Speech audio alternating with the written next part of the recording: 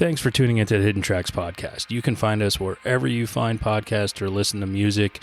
When you have an opportunity, please give us a 5-star review, write a little note, tell us how we're doing. We really appreciate it. It helps us keep this thing going. If you want to reach out to us, you can find us at Facebook at Hidden Tracks. Instagram is at HiddenTracks99, and if you'd like to send in submissions or talk to us or give us any feedback about what we're doing, our email is myhiddentracks99@gmail.com. Thank you so much again for tuning in, and I hope you enjoy the show.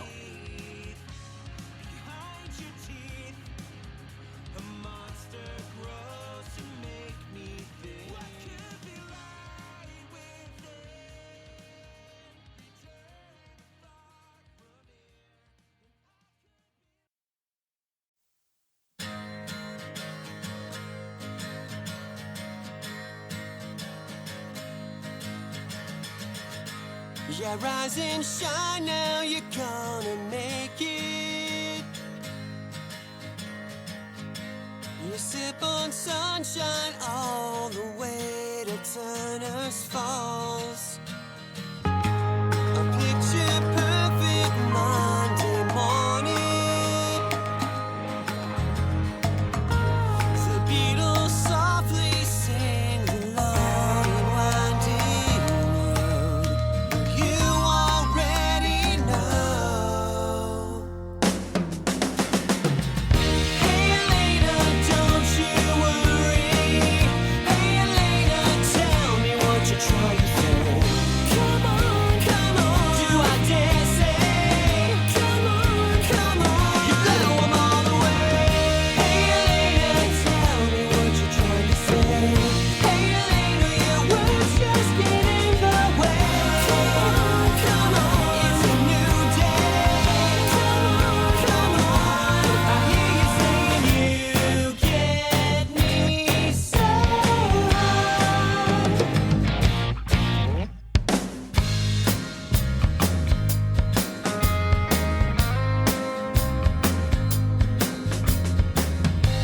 Another slipshod conversation. It doesn't take too long to tear things down inside. But you got smiles for mindless explanations. But what I want the most is for you to drive me home and leave these clowns alone. Hey Elena, don't you worry. Hey Elena, just tell me what you're trying to say. Come on, come on. It's a new day. Come on, come on. Let's get away. Hey Elena, tell them all to get away. They say Elena, today's just another day. Come on, come on. Do I dare say? Come on, come on. I hear you saying you get me so high. You get me so high. Now I can face the day. Maybe we've got sunshine after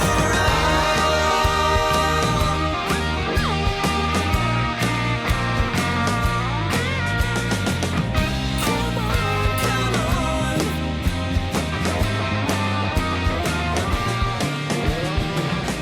Hey Elena, tell them all to go away. Say Elena, today's just another day. Come on, come on. Do I dare say? Come on, come on.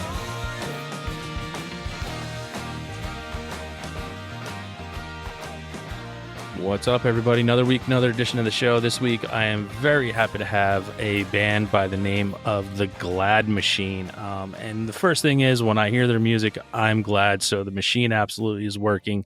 I have Brad and Mike from the band today on the show. And as we start, big heartfelt thank you to you guys for what you created, for allowing me to somehow find it out there in the universe of so much fucking music, and to be receptive of me reaching out, some weirdo, some stupid guy who owns a record store and music venue and podcast, to say, hey, come on, let's talk about you guys, and let's fucking beef this machine up. Right. No, yeah, like we said in the beginning, man, again, there's been a community that's been so fucking great to just be able to reach out to you guys as well. Because if it weren't for people that were digging the stuff that we dig too, because Mike and I do the same thing. We're always pumping other bands that we really like, and the fact that there's folks like you, Shane, that are doing it on a bigger level. We appreciate you asking us to be here for sure. Thank you. Well, it's hard to deny something, especially when I hear, the sound, my quintessential sound, and it's usually pretty funny when I'm either like punk rock or power pop. And power pop is literally where I fall into, because my first love ever when it came to music was a 6-year-old kid falling in love with the Beach Boys. So that power pop, those harmonies, everything about it has just, to a man who's almost 50 years old now, is still in love with that sound of the harmonies and the vocals, and just being like, wow, this is fantastic. Well, you're speaking Mike's language there. I'll let Mike handle that one on the Beach Boys. Yeah, he's a huge Beach Boy dude. Yeah, everybody should be. Yeah, it's a crime that they're not more popular, but hopefully we'll get there someday. One day, hopefully more people will find out who they are. So let's a quick start. I'll lend it to Brad first, and maybe there can be some conflicting stories on the back end, Mike. But Brad, why don't you tell us about how the GLAD machine kind of came to fruition, how everybody got together to start to create music together? Yeah, it was kind of a roundabout way, sort of. Mike and I have playing in bands together since we were like 15 years old, and now we're around about 50. Through various projects, and then the GLAD machine came about. We were actually going to do a reunion with our old band. There was a bunch of clubs around that were asking if we would do a show. So Mike and I sort of reached back out, and actually we hadn't been not playing. What was it, Mike? Maybe like 4 or 5 years that we were sort of not really playing together. Yeah, but for the first time in a long time. Yeah, still doing demos here and there, but so we got back together to do that reunion thing, and we said, I don't know if we want to rehash these old tunes. What do you say we start writing some new stuff? And Neal, who's the bass player, he's been the glue, sort of. He keeps pushing me back in the day, like, Brad, like, we got to do something. And so that was sort of the impetus to get the GLAD machine. And once Mike came on board, it was just, once he and I got back together and started writing, it was just it sort of took off from there. And we brought Greg on board, who's just brings some amazing stuff melodically, guitar wise, to the whole mix. And then we just brought Tommy on board about 1.5 years ago, who was in a power pop band called The Size, who they were signed to Virgin Records, I think, back in the 90s. And yeah, it's funny, it doesn't seem like we've been doing this as long, Mike, but I think it's been like It's over 10. Yeah, just crazy. So that's the long and short of it. Wow. Now, Mike, do you kind of feed off of Brad's energy when you guys get together to start to create something new, or was it a struggle for you to dive in and say, okay, maybe you just were looking to do the old stuff real quick and then say farewell? Or was it like, were you all in as soon as Brad's like, hey, let's start doing some new shit? Well, I think, we kind of had to test the waters. We hadn't really talked to each other in a number of years. There wasn't a sort of a fallout or anything, but we kind of went off and did our own thing. So it was nice to get reacquainted. And I would show me yours, I'll show you mine, the stuff we've been working on separately, and kind of digging on that. The idea of getting the band back together, I think we thought it'd be fun for a one-off. We certainly didn't want to, kind of go down that road again. But, one thing led to another, and we started actually rehearsing, and we couldn't sort of get the original band. So we got different members, and it just sort of morphed into what became the GLAD machine.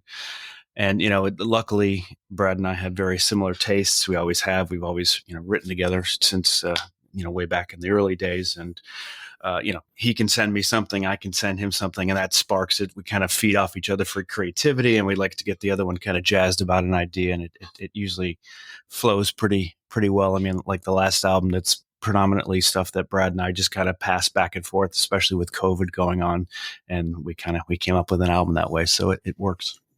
Yeah, that's the thing, Shane. Like my whole goal is to get Mike to respond to my text or when I send him a thing, just to be like, "Holy fuck!" Like with exclamation points. I'm like, "Okay, all right, we're on the right track."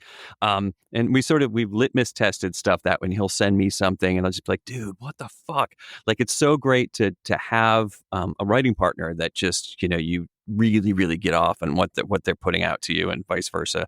And there's stuff that's sort of we've kept aside because neither one of us has reacted in a way we're like, oh no, that's cool, like that's got some legs, let's tuck that away a little bit. But yeah, we sort of know when it's heading in the right direction. Like Mike is definitely the barometer for that for me.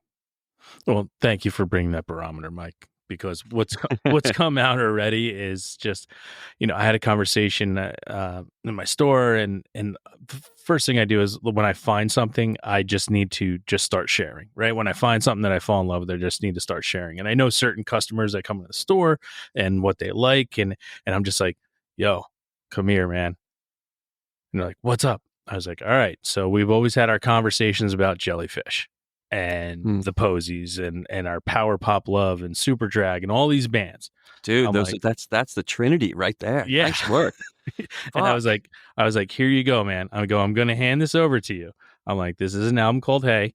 It's by a band called the GLAD Machine, and you need to listen to it immediately, because I'm like, to me, it's like the lost. Basically, I'm like, it should have been like the third Jellyfish album, but it came out now, and it's fucking awesome. And next Shane, thing I'm I know, taking my pants off right now. They're down to my knees. Dude, that's fucking great, man. Thank you that means so much to Mike and I, because that's for us is the holy grail. Am I right, Mike? Yeah. Yep. I got a text like literally 2 hours later from the guy, and all it said was, holy shit. Keep these fucking things coming, because I just don't know where else to find it. So it really is, when you open up with a song like San Francisco, and it just, the way I'm like, that was like how I found it, because I was searching through Bandcamp, and I, go through Power Pop, and I was like, well, I like this album cover. I'm like, this looks cool. GLAD Machine. I kind of like the name. And then all of a sudden I just hit play, and I was like, well, here I am. And it's what people don't understand too nowadays, especially with being able to skip so quickly, right? You don't have to fall in love with something because you didn't buy it right away. Yeah, right. And I'm kind of like trying to push that off, like, owning a physical media store like I do. I'm trying to make sure people don't do that. But at the same time, if I'm not caught within that first 30 seconds of a song, I could check out, because I got to find something else that's going to keep me there, which sucks. It's that double-edged sword of the world we live in. But from the first note of San Francisco, I was like, well, I guess I'm in for the rest of the album.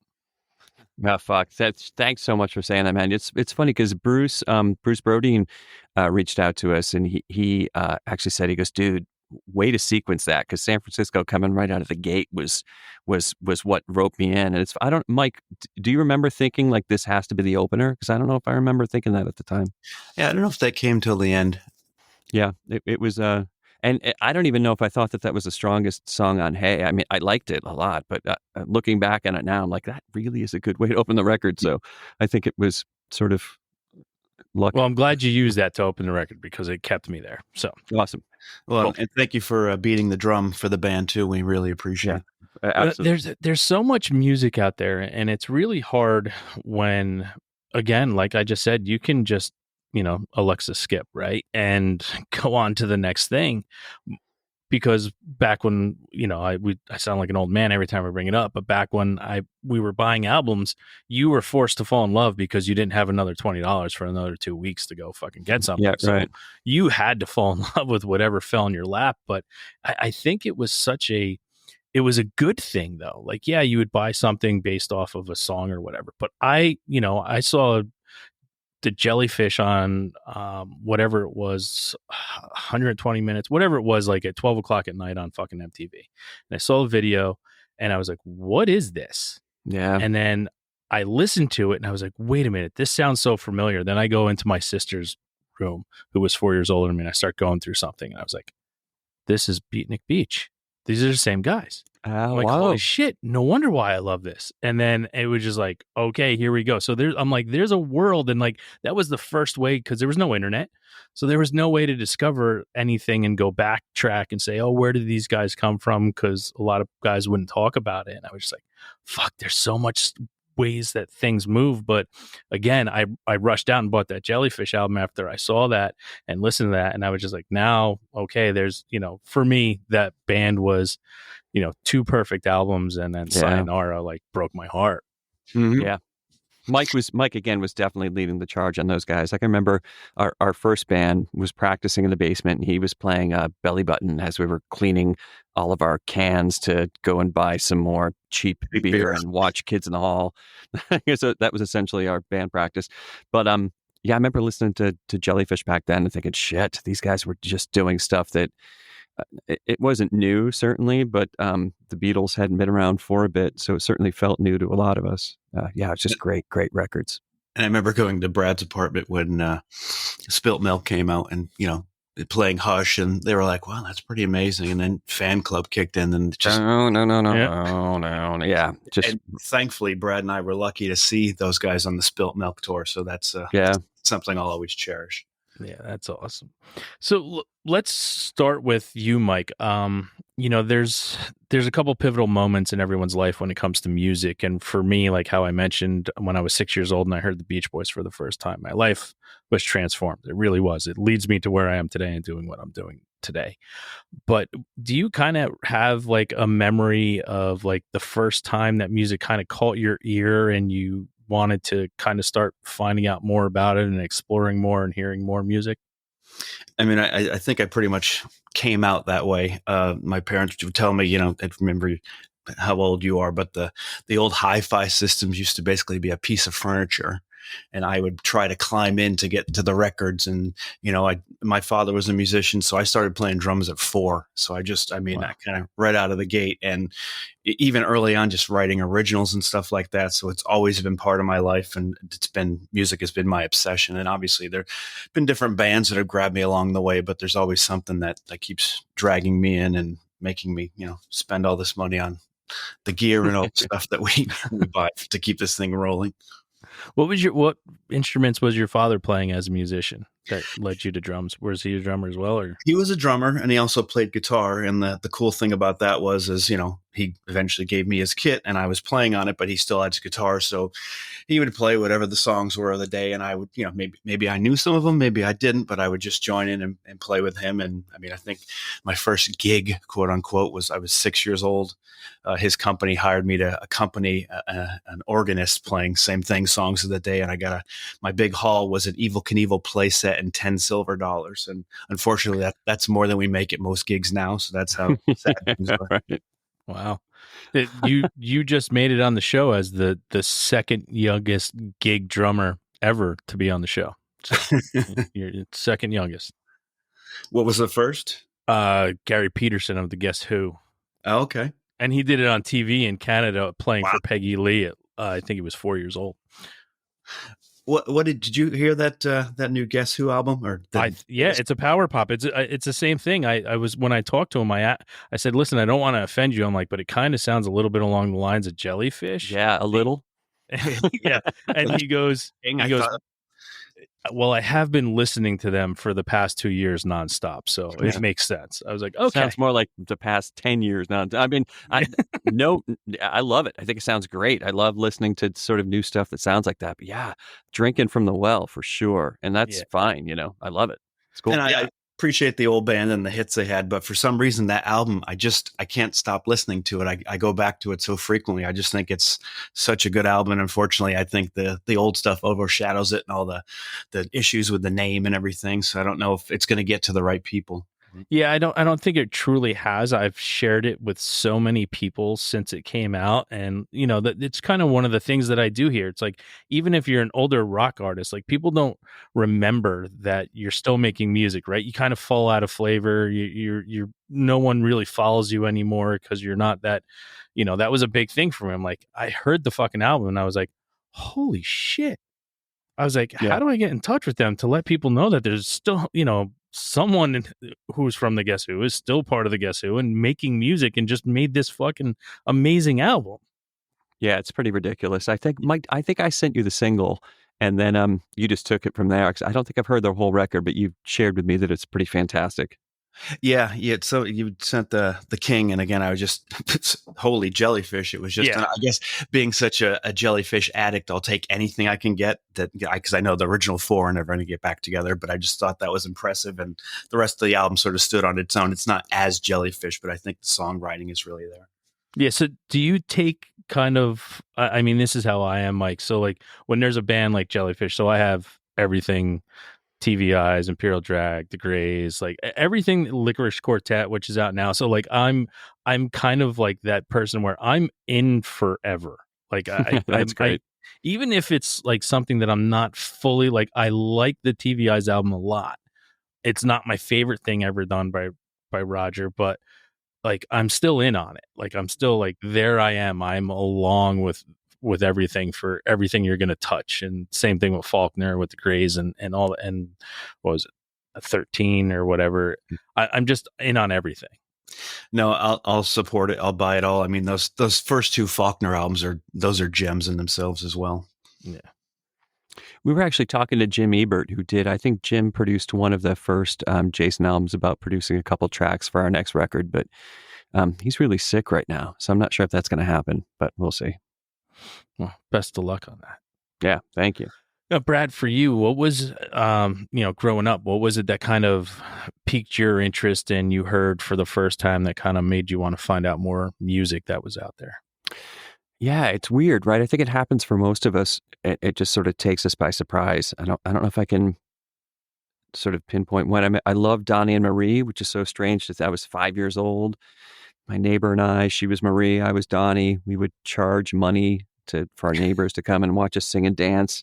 Super silly, but just kind of shows how much that was my thing. My cousin had a piano, which I didn't have growing up. And they'd all be outside playing and stuff, and I'd be sitting there figuring out because when I sang in a choir in 5th grade, you obviously had the left side and the right side were singing different things, which what I didn't know at the time was counterpoint.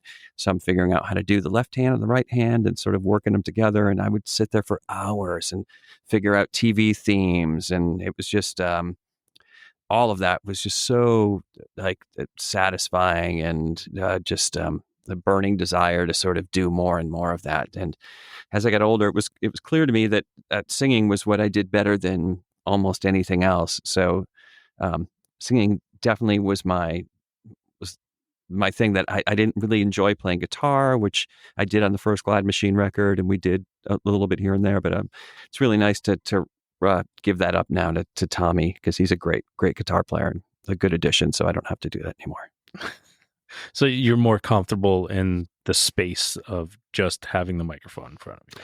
Yeah, I think singing is important, and that's something I think in some genres it's not so much. But no, it's important for me to be able to get enough breath, support, not be tied to one space. And not that I'm David Lee Roth, but I think it's important to be able to, if your body needs you to go here or there. And I really felt like with a guitar, I could only stand right here because that's where the microphone was. Yeah. So it's nice to not have to do that. I really love how you said it's important. I've been one for a long time to say, and I'm a former drummer. My wife was a drummer as well. Like, I come from that line of, we get to enjoy everything and know how everything happens in front of us. But I've always said, the most important instrument on stage is the voice. And the reason being, Amen, Shane.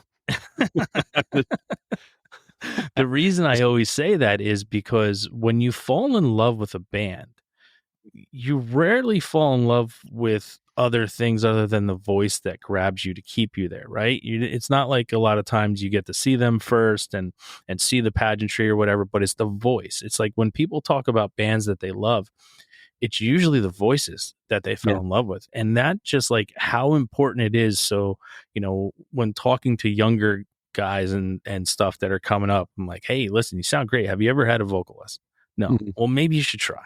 Yeah. Like your voice is great, but there's going to be other things that you're going to be able to do and last longer if you just take that one extra step, because you don't realize how important the vocals are when it will literally keep somebody by your side forever, because your voice is what holds people there. Yeah. There's so much more we know too about how we sing and how the human voice works.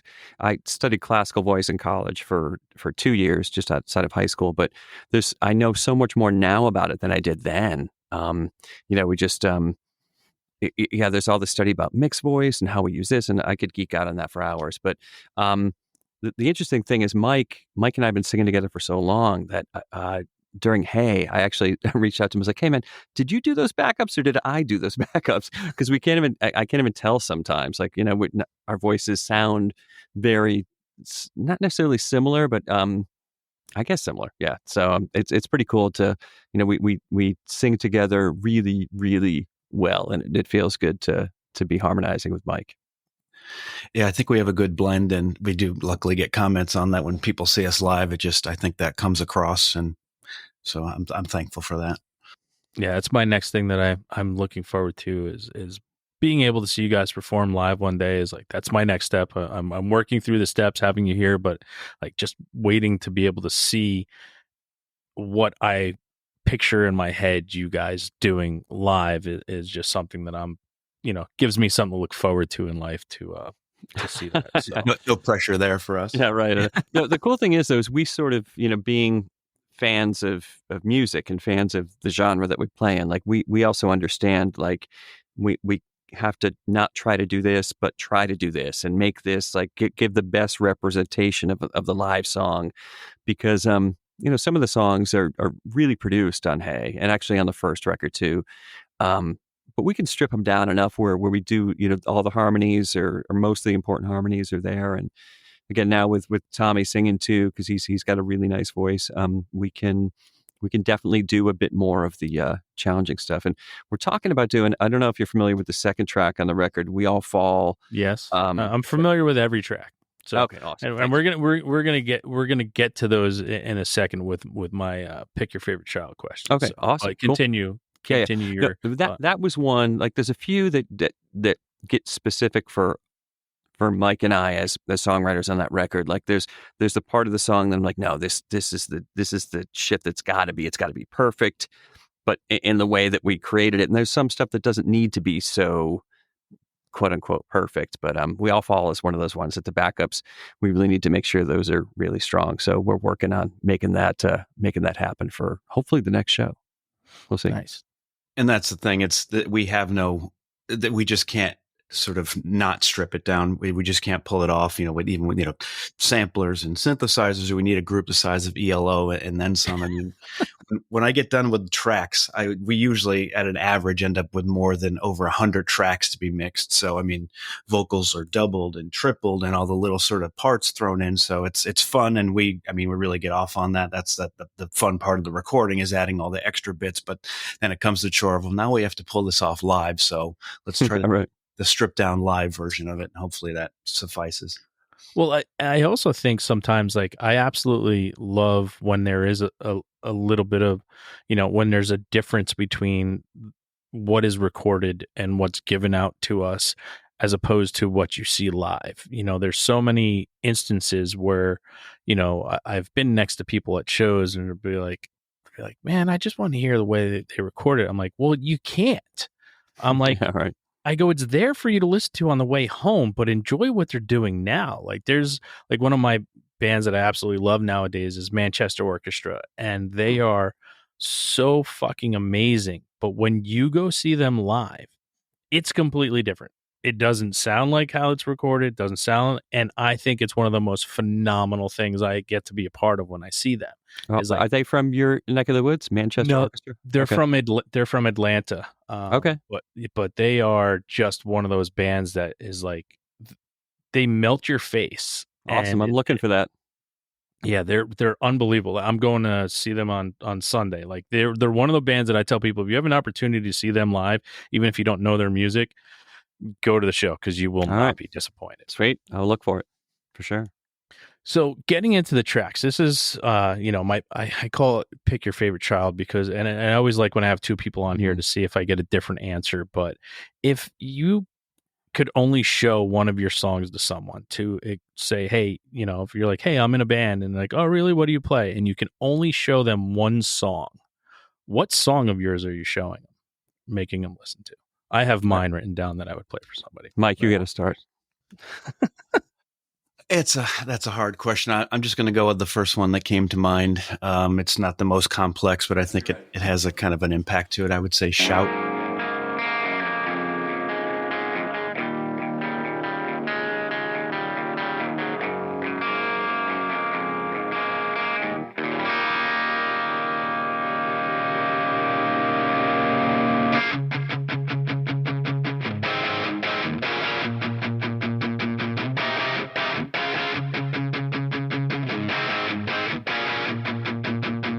Picture perfect stains on the bed she made. Feels like it's all okay. At least it feels that way. But you don't know, hey, what's been going on. You said another day from now, we're taking this too far. You said that's for loved ones, all we need somehow. You turned into a whisper from a shout. Tomorrow's never bring, and yesterday's still ring. The constant burdening. Now listen, all the children sing. What's been going on?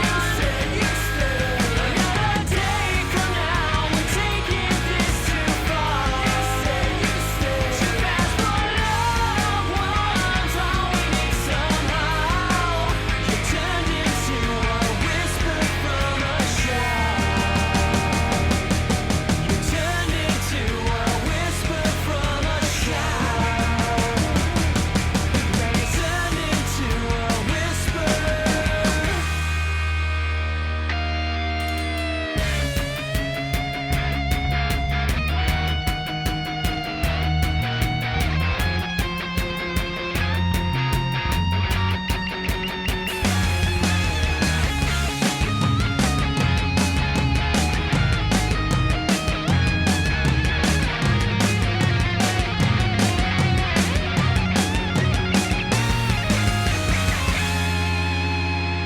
But you don't know, hey, what's been going on. You said another day from now, we're taking this too far. Too fast for loved ones, all we need somehow. You turned into a whisper from a shout. You turned into a whisper from a shout. Holy shit. That's what I have written down here. That's what I've played. All right. Yeah, Shout's a good one. That one almost didn't make it on the record, just because it was a bit late in coming, and Mike and I were tossing that one back and forth. And dude, I could do a whole talk on Shout. That was at such a dark place in my time, and Mike sent me this beautiful musical arrangement, and we can get into that after a little bit if you want to. But God, that's such a tough one because every night I don't listen to the tracks all that often, but when I'm pulling up new stuff, some of the demos will come up. And San Francisco, I think if we had to pick a song that like this is the GLAD machine, I think I would probably do San Francisco. Just because I think all the hooks are there. There's keyboard parts. There's a lot of harmonies. It's upbeat. It's riffy. I think it doesn't sound like the typical power pop stuff, but it's still, it's got an. So I would probably say San Francisco. yeah, I don't know if it's my favorite Glad Machine song, but I think it's one of them. But I think it represents what we do. Do you know what your favorite song? Because, and again, I love when they are different, like what you would Yeah. show someone as opposed to what your favorite one is. I think some of the ones off the new EP that we're working on now, like, All right. and it might be an LP, but All right. yeah, there's some really, really good ones. And I love to like how each record is sort of morphing. Like the first record, the sort of roster of writers was a little bit different because Greg had a bunch of riffs that we wrote to. And then second record was Mike and I passing back and forth. And this next record is a bit of Mike and I passing back and forth with a bit of Tom in there too. And then a song Tom wrote, a song that Mike wrote, a song that I wrote. So it's going to be a really cool mix. So yeah, I'm excited for the next one too. So I don't know. I don't know if I have a favorite right now. Okay. That's totally fine. Yeah. So when I do things, when I send it to people, I ask you for one song, but I always tell people to listen to 3 songs in the order that I give them to. And I go Shout, San Francisco, and then end with Days Gone By. Like, I'm like, here you go. This is the gauntlet of like, here you go. This is the antithesis of the band in and of itself. Like what I would say, here's the ball, and it's a perfect ball. Take these 3 songs, listen to them. If you don't like those 3 songs, then unfortunately your ears don't fucking work, and don't come to me for music recommendations ever again. Shane, you're awesome. I knew we liked you. I knew we liked you before we got on here. But dude, the crazy thing about those 3 songs, again, Mike and I worked on a couple of them together, but they're all about my best friend who died. And it's so weird to think about. I hadn't thought about the name, the Glad Machine, before, but I think it came up in another interview. It's so strange how we've taken these, Mike lost some people during COVID. I lost some people during COVID. We're writing together. How we take these horrible experiences and funnel them through what we do and sort of essentially run them through the Glad Machine and pop them out the other side into these really like happy, poppy songs that sort of, that appear to be very, happy and upbeat and hopeful. And probably Shout is one of the most like sort of verbatim. My best friend growing up, who actually Mike and I played in Mike, it was our first band together. It was, yeah. What was the name of that band? Victoria. Yeah. So that you can tell it was like 87, right, Mike? Was that? Yeah, somewhere around there, yeah. Crazy. His name was Gary Comstock. Coolest cat in the world. One of those guys when you're like 15, 16, we bonded, and he and I had this love for Motley Crue because they wore these, crazy outfits and looked nuts. So that's why the song is called Shout. And, the line Too Fast for Love was all we needed, just about my love for it. And the second verse of the song was he had written a poem when he shared it with me when we were like 16. The poem was called Tomorrow. And it was, tomorrow never comes and tomorrow never brings. They just leave us alone and the children sing. Daddy, don't you hurt me. Teacher, don't you flunk me. I will be a good boy tomorrow. So I took part of those lyrics for the second verse of Shout and just sort of fit them in. And then Mike, at the beginning of the track, is me saying to my buddy Gary, this is before he died, obviously, we're recording a song together. Say, okay, yeah, go ahead. And he starts playing at the end. There's a little trail of someone playing a guitar, and that was the last thing Gary and I recorded together. It was a song called 17. So Mike threw that on the end of Shout too. So yeah. Wow. So it's funny when I around 87, I was working with a guitarist, and as they do, the bands sort of come together, fall apart. So we were looking for some more musicians, and I was talking to a girl, and she was saying that she knew of a singer. He sounds like Robin Zander, and I think you should meet him. He's in Westfield, and I think, Gary kind of came along as the package deal. He was sort of needed a player, and he was there. And the funny thing about meeting him for the first time, his hair made Phil Spector's trial hair look like a buzz cut. He had so much fucking hair. I mean, it was so true. It was jet black and just humongous. And Nick Brad was wearing lipstick. It was just a whole thing. So, yeah. We were huge fans of Hanoi Rocks. We were definitely English glam, but loved all that stuff, and we dressed the part when we could. But and then Days Gone By was about how Gary loved Christmas, so that's what that tune's about. San Francisco, Gary had moved to California, so the lyrics sort of were about him. So yeah, a lot of those stuff, were lyrically became about me losing my best friend. Just kind of weird, yeah. Wow. Yeah, and so many visuals going on there. With Spectre and Motley Crue and Yeah, right.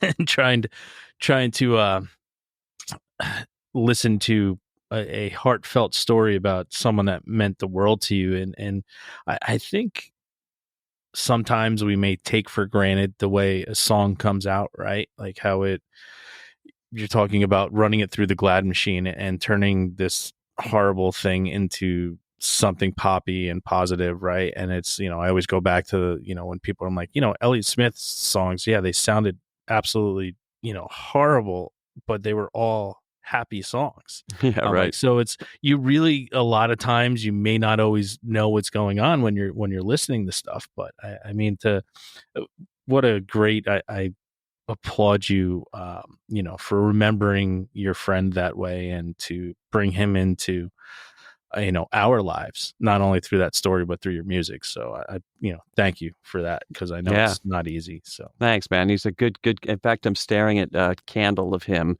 You know how those saint candles that you see in church, you can actually put someone else's head on them. So he's actually staring at me right now. Yeah, he's crazy. He was nuts. He'd love it. That's it's beautiful. And yeah, thanks, man. I'm sure he's looking down, being like, yeah, fuck you guys, I love you. I'm sure that's exactly what he's thinking. Yeah. He was great. Good guy. And you brought up, one of my favorites, too, in that conversation of Robin Zander. For those who are listening and don't know, the lead singer of Cheap Trick. And I always tell people he had a solo album back in like 93, 94, I think it came out. And I was like, I thought it was a Matthew Sweet album. Like, oh, wow. Just sounded so much like it was so perfect. And I was like, wait a minute, holy shit, that's the dude from Cheap Trick. And like, it's kind of like that discovery of music, but just knowing that it sounded like something else and then falling in love with it. It was just, I mean, that was when I started going down the Cheap Trick rabbit hole of now, again, like I own every single thing that's ever been done by Robin Zander. So yeah.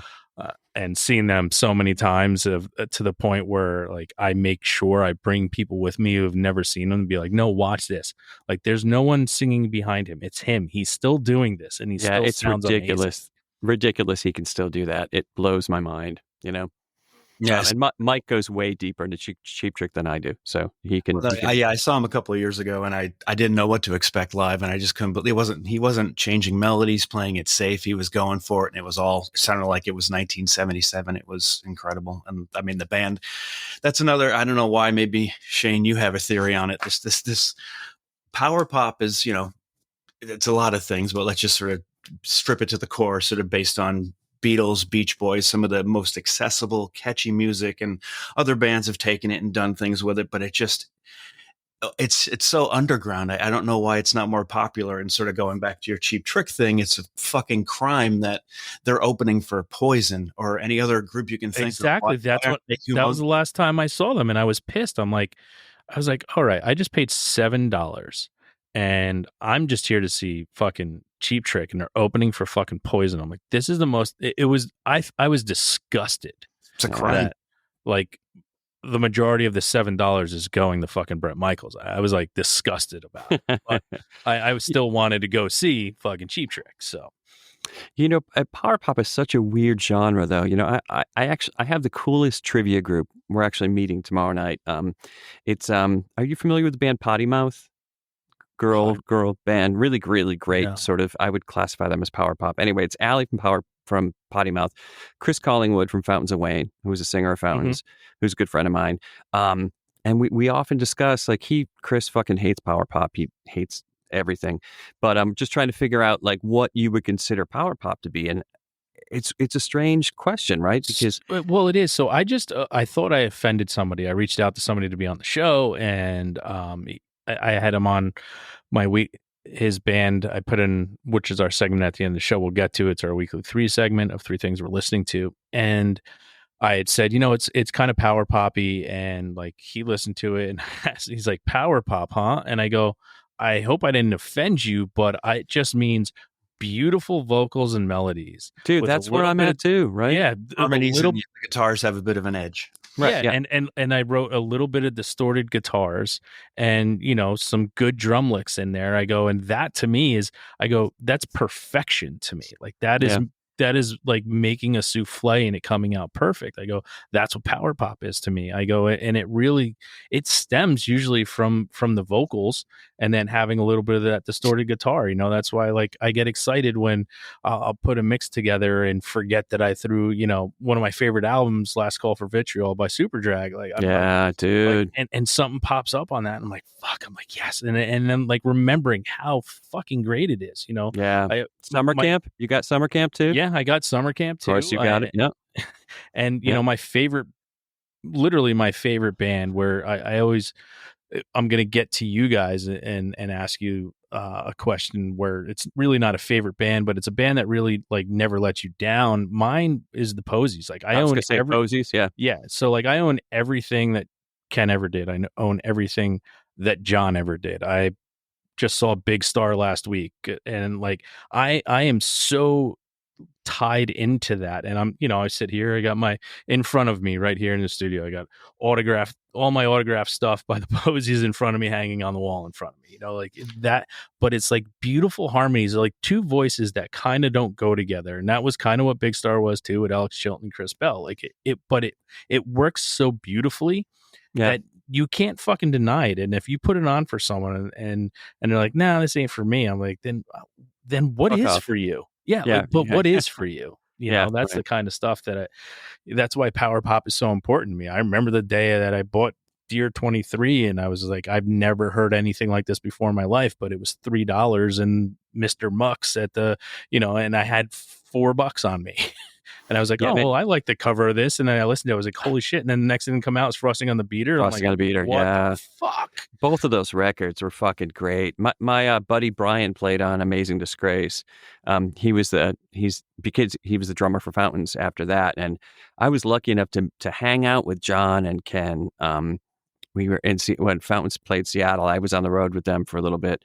And just the sweetest guys in the world. And totally. They deserve all of the accolades they get because he has such great harmonies, amazing songwriters. I mean, Mike, I think Dear 23 was a huge one for us too, right, Mike? Oh God, yeah. I can remember I think Paul turned you on to it. You brought it down to the studio we had at the time, and My Big Mouth came on, and it was over. Yeah. Yep. Yeah, and it's and I love the fact now because we're recording, but it will be announced shortly, so I can talk about it here. So just being able to talk about how influential they are to me, Ken Stringfellow will be performing at HiddenTrack's record store and music venue in November 15th, and like being able to have that, like one of my musical gods, perform at my place. That's awesome. Good for you. So huge and so amazing that he chose me to be the only actual venue he's going to play at when he comes to the States in November. And it, like, those are the things that, like, yeah, that gives me another 5 years of life, It should, man. That's fucking awesome. Yeah. Good for you. Yeah. Super talented dudes, any music that hits you in the gut, you sort of have to, just embrace it. Right. I love those guys. Really, really fucking great music. So, for sure. So I just went on a little bit about, the band that never lets me down that I listen to. Mike, in your life, is there, and I always look at it as like when you don't know what you want to listen to and you just need something to listen to, it's the band you're always going to turn on because you're never going to be let down by it. Well, with even the groups that I love, like the Beach Boys, and as I'm sure the catalog can be a little uneven depending on what was going on at the band at the time. So I can't say that I love everything they do. So if we're going to look at it just that way, and I guess they have the advantage because they only had, as you'd mentioned, the 2 albums. I guess Jellyfish would probably be it. All right. How about you, Brad? I love the Shins. Melodically, he's all over the place, but it all sounds like something you've heard before. Also, New Pornographers, which I don't know. Are you a fan of theirs at all, Shane? Yeah. And it's kind of the thing too. Like there's a lot of stuff that I love about him, and there's other things that I just didn't click with me. Yeah, but totally. What does hit me hits me well. How about Zumpano? What is it? Zumpano? That was like his first band. They were like a Seattle. I mean, dude, that's like power pop, like straight up, just really beautiful stuff. Sounds like you heard it before. Then another weird one, some early 30 Seconds to Mars, super melodic, like always gets me. Superdrag, Fountains of Wayne, all that stuff. Like, yeah, I'm a Whitney Houston. Like, I'm like a whore. Yeah. Like the guy's like, what are you listening to now? Like Culture Club? Like, yes, Duran Duran. Yep, you got it. Yep. And I always loved Fountains of Wayne because it was right by my house. It's now an electronic expo, but that's where we'd go as kids for Christmas, was Fountains of Wayne. Oh, really? So Yeah. it closed? Yeah, it closed. It was like I want to say it was like an upscale, like in the summer you'd buy upscale plants and like the big decorative gigantic pots that you would see at like rich people's houses. But in the winter it had all the Christmas trees, and you'd go inside and be all like little decorations, and they'd have all these animatronic things that you could take a tour. Oh, that's awesome. So I always remember going there, and when Fountains of Wayne came out, I was like, wait, that has to be named after Fountains of Wayne. And sure enough, it was. But Yeah, I love that first record, and then Chris and I became friends because he lives in my town, and then just I went on the road with them with Ben Lee for a little bit, and then Matchbox 20, and I just fell in love with the song. Hearing them every night, like just sort of ingrained. It was just such a cool part of a summer that I spent, and just good dudes. So I think they deserve their place, and he hates the fact that they're power pop, but whatever. Fuck you, Chris. You're power pop. like, I hate that. Why is it it's almost like how like people look at the word emo like as a bad word. Like it's a bad word. Like and people don't want to be categorized as something like that. And I know it's hard, but yeah, I sort of get it from his perspective, though. I mean, he's such a big like Jackson Browne, like a bit like singer songwriter. So I think he sort of lives between the two worlds, and he likes changes that are. He put out a record called Look Park, which has a bunch of really sort of unpredictable stuff on it. But whatever. Great band, anyway. Sorry, but I love. I'm all for anything, like we said before, melodic, heavy guitars, harmonies. Yeah, I'm in whatever it is, whether it's Taylor Swift or whether it's sign me up. Yeah, and that's always my thing. Like I don't care who does it, but a good song's a good fucking song. Yeah, I'm gonna amen. listen to it. All right. So is there maybe from this will go to both of you. I'm going to start with Mike. Is there a performance or a moment in your career as a musician that kind of occupies this part of your brain, and it's just never going to go away, and sometimes it may rear its ugly head, but it could be something good or it could be something bad, but something you're just never going to forget from your career so far? First one that comes to mind is I have a side group I've had for many years with my brother called the Scallions, and I call that genre we kind of made up avant-garde power pop.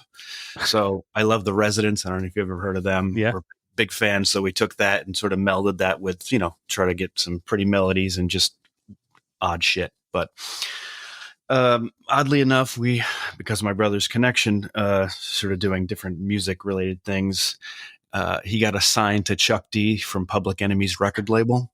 Mm-hmm. So we obviously were the redheaded stepchild there, but Public Enemy took us on the road. So we were a studio band, so we had to assemble a band and just sort of find some members and get out there. And obviously, opening act, no one's heard of us.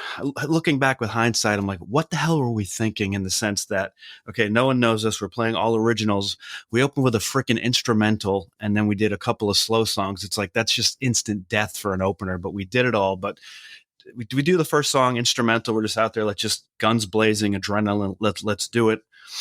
The stop after this, the song is a dead stop. It felt like it was about, a minute long of dead silence, and then just like something you see out of a stupid teen movie, the crowd started, cheering, and they were behind us and applauding us. So we didn't know if we were going to be murdered or whatever, but I like that fact that we kind of, hey, we're doing this, we're winning them over, and we finished the set, and we were kind of, high-fiving at the end, saying, we made it. So I like that one. Nice. How about you, Brad? Yeah, I don't know if there's a live performance thing. I think every now and then you just sort of realize that they're listening, and you see people out there who are recognizing what you're singing. I think anytime I sort of see someone who knows the words, and sometimes they know them more than I do, that's always cool. Yeah, I think I always just get charged if people know the songs. You know, I think we're all coming from a space of, we've created these songs in a vacuum, or at least it feels that way. And then when they get out to people knowing them, just feels really good. So whenever I see people acknowledging that, I think, I don't think there's one moment in particular, but yeah, anytime I see that, someone acknowledging that they know it is cool. All right. Do you remember the first concert you ever attended, Brad? It was probably Cheap Trick and REO Speedwagon, which looking back now, fuck, I wish I could go back and really absorb that concert. Pay attention. Yeah. Yeah, because I was probably 15 at the time, and I was starting to get into Motley Crue and just that sort of like, art, not art rock, but, dressing up as monsters like Kiss. There's something interesting about that, the visual back then, like the sort of shook people up. And thinking, wow, Robin Zander looks a lot like the singer of Motley Crue. And I sort of focused on that for a while. But then REO Speedwagon came out. I was just always in love with those melodies. Like his voice was really cool, and like you do a lot of like gymnastic type things, and really, great band. In fact, we were hoping to. There's a project up here that's called Performance, where local bands emulate other bands, and we were hoping to do REO Speedwagon this year. I think we would have tore it up, but it didn't happen. How about you, Mike? My first concert was fourth grade. I saw Kiss. It was around the Alive 2 time. If you can picture that gatefold and just seeing that live, it was a good first concert to go to. I'll say. Everyone's always fucking beats mine, but. Oh, wait, what was yours? Kenny Rogers. All right, The Gambler. I didn't get to choose to go to it, but it was my first concert. Wait, you were forced to go? I was forced to go. It was my sister's. He says, favorite artist of course. You're going to go to Kenny Rogers. You're going to be forced. So it's not your choice. It was not my choice to go to Kenny Rogers. It was my sister's choice, though, to go to Kenny How old Rogers. is your sister? My sister, at the time we went, I think she was 12. All right, but she also inadvertently told you that Jellyfish had been doing shit before. That, like, you took her record to find out what. Yes. Okay. All right. So. Yeah. So there's a huge thing like with her in music it was a hodgepodge, but she gave me, she gave me Beatnik Beach. She gave me The Cure. Yeah, She gave, right. Cure. Dude. She gave me Tracy Chapman. She gave me Joy Division. She gave me all this other amazing stuff. But at the same time, I remember she would always play Kenny Rogers when I was little, and she loved them. And that was the first show I ever went to. All right, quick, top 5 bands. Do it now. Me? Yeah. What is it? Posies, Face to Face, Rolling Stones, Jellyfish, and Elliot. GLAD Machine. Wait, what was that last one? No, wait, what was it? Elliot. Oh, Elliot Smith. Yeah. No, not Elliot Smith. The band Elliot. Oh, It's I don't know that. band Do you know them, Mike? Louisville, Kentucky. Oh, okay. They were banned in the late 90s, early 2000s. But yeah, they have an album called False Cathedrals that is one of my Versus the Posies. All right, dude. We fucking love the Posies. In fact, there's a song that was going to be on the next EP called Fading into Light, which I think is probably our most Posies-esque. Don't you think, Mike? Yeah, I would say. Yeah, there's something about it that that felt Posies-like to me, and that will probably make it onto a recording here. You remember that song Cake, Shane? That was on the first record. First I don't know if Shane knows much off of that one. Okay. I don't. There was everything on Bandcamp that is not on Bandcamp. And No, I that's don't think where it is. found No. it. We can get you a copy. And it's not on. Yeah, and it's not on Spotify either. So Because the demo for that actually reminds me of something that would have been a Posey song before it got turned to kind of like a countrified thing. Yeah, for sure. all right, Yep. meteor's going to crash in the earth. We're all going to perish. You have 5 minutes left to live, and you're forced to listen to one song and one song only. What are you listening to, Mike? Oh. New Mistake. Nice. The Usual Chords by Slow Runner. All right. That's just what came out quickly. If I had to think about it. You're not going to have much time, right? So Yeah, Usual Chords. Do you know that? Do you know that tune? No, I'm writing it Dude, down. you got to check it out. Usual Chords, Slow Runner. Great song. But have you heard PFR? No. Goldie's Last Day? Goldie Dude, Sensei sounds familiar. But That's Jellyfish incarnate for sure. I mean, I think you'll get a huge kick out of that. It sounds like a Jellyfish tune, for sure. nice. All right. Now we've talked a lot about power pop and a lot of other stuff. Is there any type of music or subgenre or artist that you listen to that out of everything we've been mentioning today, people would be really surprised that you get tons of enjoyment out of this artist? Mike, it'd probably be what's that magician? The guy who just Doug what is yeah, Doug. Thank you. Go ahead, Mike. You do that first. Jim Hant. No, go ahead. I've said it. I've mentioned it earlier, but I guess if people dug into some of the catalog of the Residents, it's not for the faint of heart, and they'd be like, "What? How did you go from here? How do you get enjoyment out of this and this?" But to me, they still have melody in there, and they're creative, and so that would be mine. Brad? Yeah, I don't, just singers who can sing. I can go down a rabbit hole of old George Michael or old, Steve Perry or Whitney Houston, and not necessarily the stuff that I like for songs, because songs for me are different. Like Enough's Enough, who unfortunately were kind of put into a glam metal box, and the production was fucking horrible. But I think if you took those songs out of there, I love Enough Stuff. yeah, great songs, right? It's like great songs. Yeah, absolutely. I Absolutely mean, great Mike and I too. I mean, Strength was one of our favorite records back in the day when we started writing songs, and the production too. I think was just slick, but it was of the times for sure. Yeah. Again, I'm all over the map. I can listen to anything as long as there's melody to it. Yeah, I could listen to Taylor Swift. I could listen to Metallica.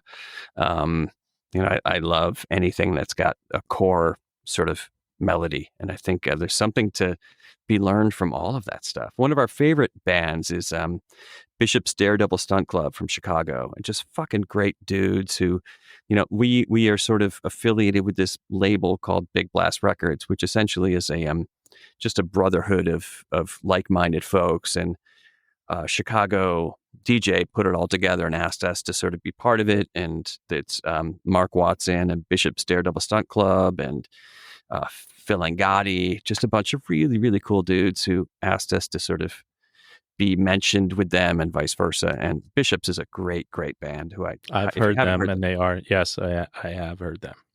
Yeah, we did a gig with them last October. It's crazy. Yeah, it's been a year already, Mike. Yeah, in New York. Super fun. Good guys. Yeah, great guys.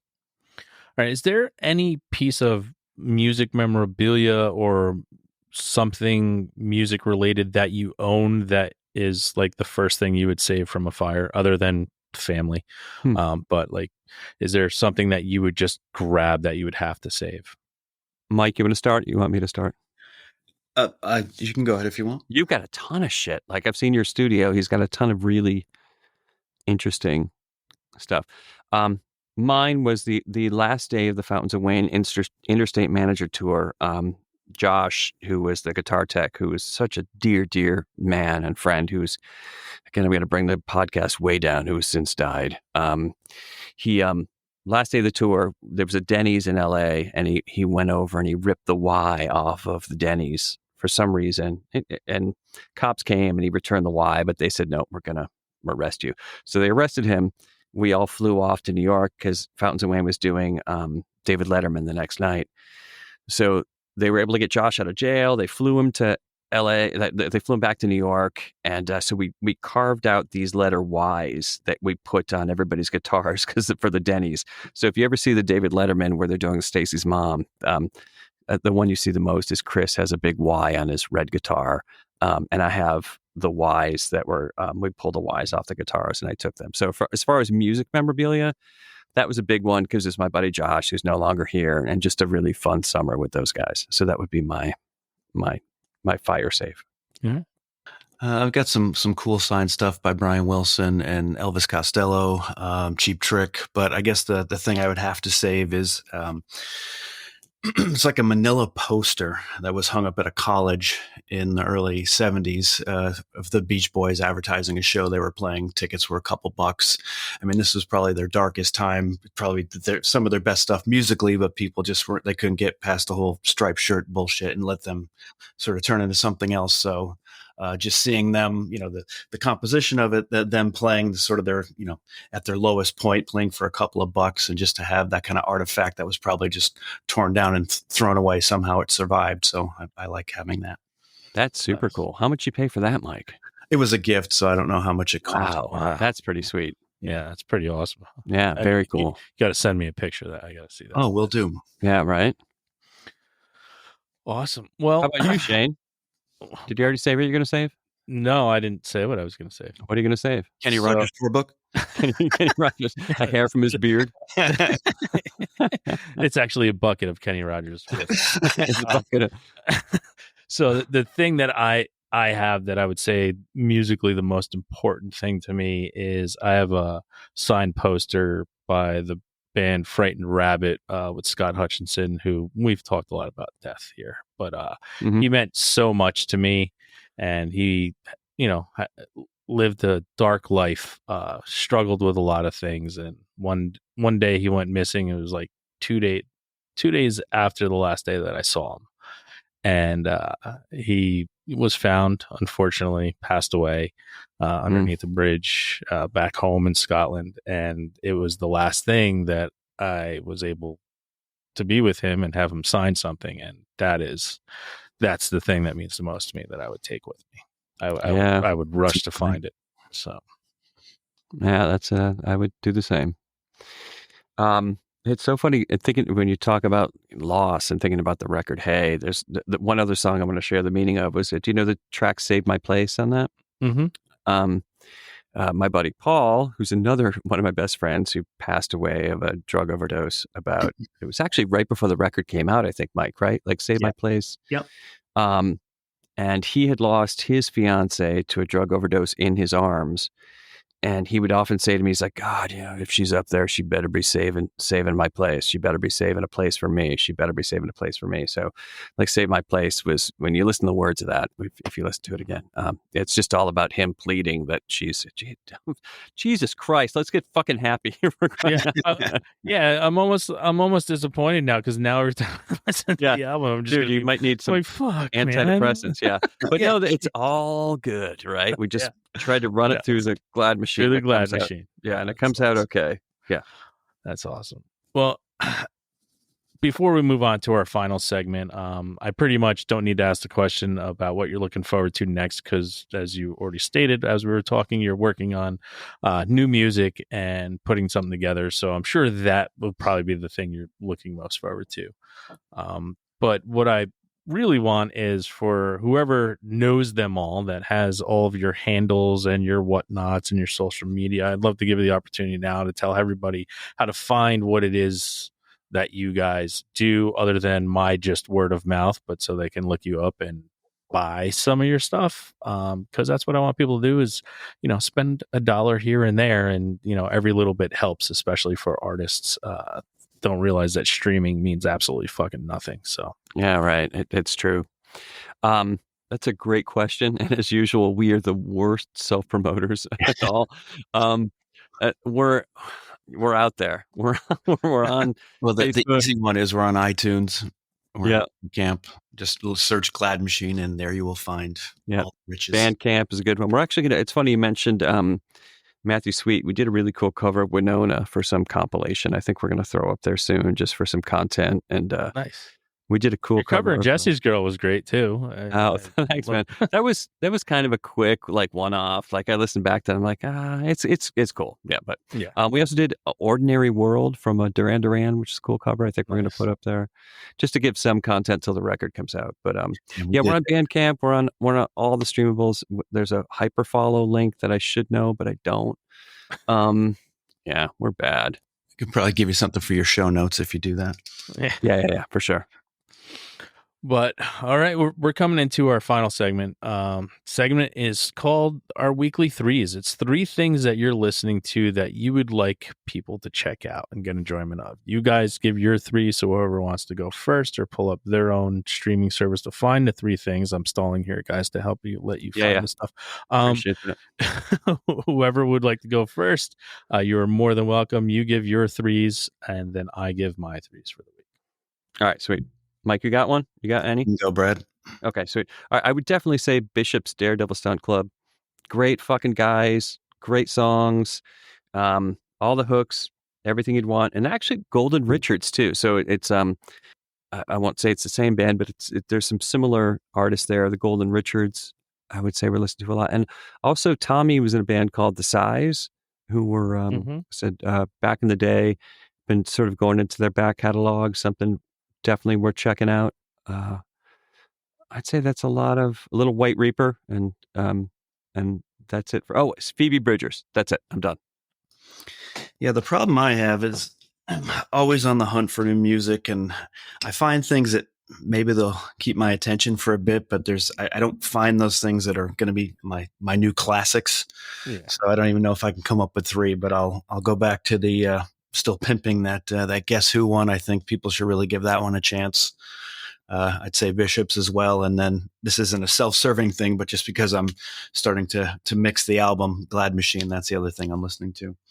Oh, Mike. You guys said you weren't great self-promoters. That's a great self-promotion. He's right though. No, dude, Shane, I'm super excited for people to hear the new stuff because it's I think anytime I'm we go super back, excited. I love it. Thanks, man. That is the thing that gives me, something to look forward to. Like I tell people all the time, like your life's incomplete if you don't have something to look forward to. So find something to look forward to, whether or not it's creating a stupid little goal for you to complete the next day, something to look forward to doing or hearing or listening or seeing. Like just have something, and it really it is a help. It's a help to get through to the next day. So. Yeah, amen, for sure. Well, the problem we're having, and it's a sort of a double-edged sword. I guess it's a good problem to have. Is we started off with a list. We've been kind of working through the tracks, picking away at doing our parts and mixing them, and we had 8 songs. And then Brad just brought back another one that he's working on, and then he mentioned bringing back another one. So what was going to be an EP may be an album. So more material, but just going to be a later release date. Hey, you do that the young kids from Greta Van Fleet did a long time ago. They made 2 EPs and then just sold it as an album. They sold 2 EPs, and then they sold the complete works on one thing later, a year later. That idea. Thank you. Yeah, that's awesome. Yeah. We're actually thinking about that, right, Mike? We're thinking maybe like 6, and I think maybe put a 7-song something or other out. But and a couple have been released as singles so far. So right. Well, here's my 3 for this week. Yes. My first one is a band called Voom, Voom, New Zealand indie band a la. So they kind of disbanded. They were from the 90s, did stuff in the early 2000s, disbanded for almost 20 years now, and started to come back with some new music. So it made me go back to their old album, which is called Hello, Are You There? But Voom is the name of the band. If you like Flaming Lips, kind of Bright Eyes stuff, that's along the lines that they are. Awesome. Number 2 is a band called The Scratch, and the album is called Mind Yourself. They are from Dublin. They are indie rock band. What I love about them is every album that they put out is a little different. Like it's like, oh my God, I can't believe it's the same band. That type of thing. So cool. What are they called again? The Scratch. The Scratch. Okay. Cool. And last but not least is a band called The Wind Brought Fire. The name of the album is We're All Gonna Be Dead One Day. Keeping with our theme, apparently. I was gonna say, this is perfect. Yeah. But they're like post-rock instrumental, a little heavier than you would think an instrumental post-rock would be, but it is by an artist. His name is Aflexia. He was a bassist of another post-rock band called Silent Island, which is very slow, but The Wind Brought Fire is the one I've been listening to. But if you like that and you want something slower, Silent Island is the other band. Wait, his name is Aflexia? Yeah. Dude, I love that. It's from Hungary. What a So fucking cool name like that. yeah, they're Right? they're Do you from think that's Hungary. his So God-given name? You think that's his name? probably not. Probably not. Okay. But Either way. I wouldn't know because it's Hungarian and I don't really Yeah. know. It could be. It absolutely could be. I fucking love it. Mike, my new name is Flexia. Consider it done. So, you know. But Brad, Mike, again, I started off the show by saying it, but it's a huge heartfelt thank you for what it is you guys do. It is important. I want people to know what you guys do is important. Creating music, bearing your soul, as much as we found out today that the songs mean, bearing your soul and letting the world kind of pick from it and choose from it and judge you by it, right? So, I mean, it takes a lot of chutzpah to actually do that, and I just want to say thank you for doing that. Not only for being here today, but thank you for your creations. Without what you've done, we would not be talking, having a little bit of fun on an evening like this. So. Yeah, Shane, thank you, man. Again, not to beat a dead horse, but there's so many people out there that are music fans like we are, but that just sort of take it to the next level and say, look, we want to talk to these people and sort of promote their stuff. And it means the world to us because, people get to hear us, in Sweden and Spain and all over the world. And it's super cool to see where our music travels because people like you talk about it. So thank you so much, man. I appreciate it. Yeah, thank you so much for having us on the show. Again, much appreciated. And I have to say, this is refreshing. You are so far from the stereotypical record store guy. You're not condescending. You're not sharing what kind of music we like. And Jack Black, yeah. Yeah, so thank you. Yeah, no, listen, music's music. And that's, one thing that is funny when people come into the store, the only thing I have separated is like classical and like hip hop. And then everything else to me is just music. So it's like, and though that's music as well, but those are two genres that can have their own thing. But everybody's like, oh, is everything mixed in? I'm like, yeah, because it's all just music. It's all good stuff. Yeah, right. It's just music. Just listen to it. Doesn't fucking matter. I don't have a heavy metal section. I don't have a rock section. I don't have an indie section. I don't have a punk section. It's all fucking music, and you're gonna find it all. You're gonna find fucking Anne Murray next to fucking Metallica. As it should be next to. Because you're raised right. That's why. Yeah, it's right exactly. next to each other. Yeah. It's right next to it. So you're gonna find it in the M section. So there's no. I don't really care about what anybody's going to label something as because music's fucking music and all of it's, just thank God that we have it. That's all I ever say is thank God we have music to lean on. Oh yeah. And there's a local guy who's been super fucking cool to us too is Bob Raconti. He owns 2 vinyl stores in the area and he's championed us a little bit here and there. So hats off to Raspberry Records too. So he's doing the same thing you're doing. So love you guys. Nice. I can remember going to a record store in New York. Before CDs, I wanted to finish the Raspberries collection. My parents had the 8 tracks when I was young and I grew up on all that stuff and loved it. So I wanted to get the vinyl and had a scratch in it. So I asked the guy behind the counter just to play it, just to see if it was going to skip. It's on the guitar solo. He looks at me. He's like, that guitar solo sucks. I'm like, just shut up and ring up my fucking record. Right. There are those people. There are those people in record stores everywhere. Trust me, I was a huge collector before I decided to open my store. So I've run into those people many times. I said, I'm never going to be that dick. Yeah. So good on you. But again, thank you guys so much. And everybody out there that's listening, you know what to do next. Go out, listen to the GLAD Machine, and have a great fucking time. Hey, do you wanna catch a break this time around? I heard you say that the summer brings you down.